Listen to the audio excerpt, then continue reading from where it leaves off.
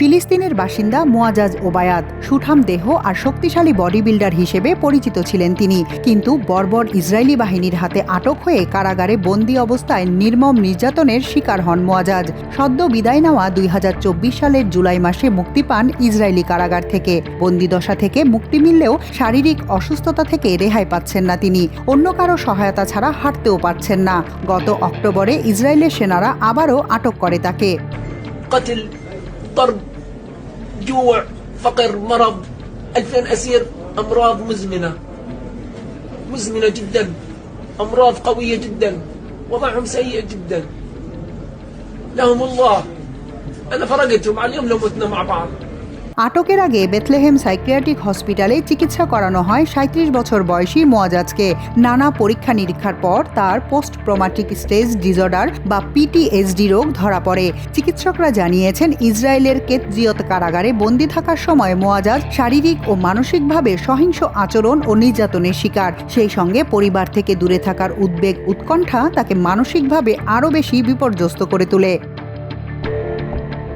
Israeli কারাগার ও বন্দি শিবিরে ফিলিস্তিনিদের নির্যাতনের ঘটনা নতুন কিছু নয়, তবে তারা যে শারীরিক ও মানসিক নির্যাতনের ক্ষতচিহ্ন বয়ে বেড়াচ্ছেন তা নতুন করে আলোচনায় এসেছে। কারণ পরবর্তীকালে কেউ আর স্বাভাবিক জীবনে ফিরতে পারেননি। কারো শরীরে রয়েছে আঘাতের চিহ্ন, কেউ বা শ্লীলতাহানির শিকার, কেউ বের হয়েছেন পুরোপুরি মানসিকভাবে বিপর্যস্ত হয়ে। দীর্ঘ 1 বছরেরও বেশি সময় ধরে চলা গাজায় বর্বর আগ্রাসন চালাচ্ছে ইসরায়েল। এতে নিহত হয়েছে 1.5 লাখের কাছাকাছি ফিলিস্তিনি, যাদের বেশিরভাগই নারী ও শিশু। আর যারা বেঁচে আছেন তারা লড়াই করছেন চরম ক্ষুধা ও বৈরী আবহাওয়ার সঙ্গে। মানবিক বিপর্যয়কর পরিস্থিতির মধ্যেই যুদ্ধবিরতির চেষ্টা চালিয়ে যাচ্ছে আন্তর্জাতিক মধ্যস্থতাকারীরা। যুদ্ধবিরতি নিশ্চিত হলে মুক্তি পাবে যুদ্ধ শুরুর আগে ও পরে ইসরায়েলি বাহিনীর হাতে আটক গাজার হাজারো বাসিন্দা, যার বিনিময়ে মুক্তি পাবে হামাসের হাতে বন্দী ইসরায়েলের জিম্মিরা।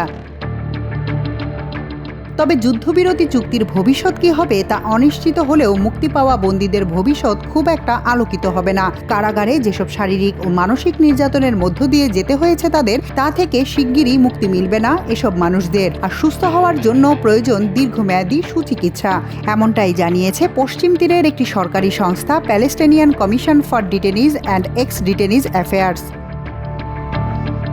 2023 সালের 7 অক্টোবর গাজায় যুদ্ধ শুরুর পর ইসরায়েলের হাতে আটক হওয়া ফিলিস্তিনিদের মধ্যে 4 জনের গল্প মুয়াজাজের গল্পের মতোই। সবাইকে প্রচণ্ড মারধর, ক্ষুধার্ত রাখা, ঘুমাতে না দেওয়া এবং কঠিন পরিস্থিতির মধ্যে দীর্ঘক্ষণ রাখা হতো, যার দীর্ঘস্থায়ী প্রভাব পড়েছে তাদের মানসিক স্বাস্থ্যের উপর।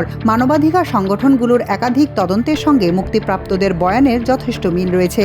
গত অগাস্টে জাতিসংঘের এক তদন্ত প্রতিবেদনে বলা হয়েছে, যুদ্ধ শুরুর পর থেকে ইসরায়েলের কারাগারগুলোতে বন্দীদের উপর ব্যাপক নির্যাতন চালানো, যৌন সহিংসতা ও ধর্ষণ এবং তাদের ভয়ানক অমানবিক পরিস্থিতির মধ্যে রাখা হয়েছিল। তাহমিনা তাসির, আমার দেশ।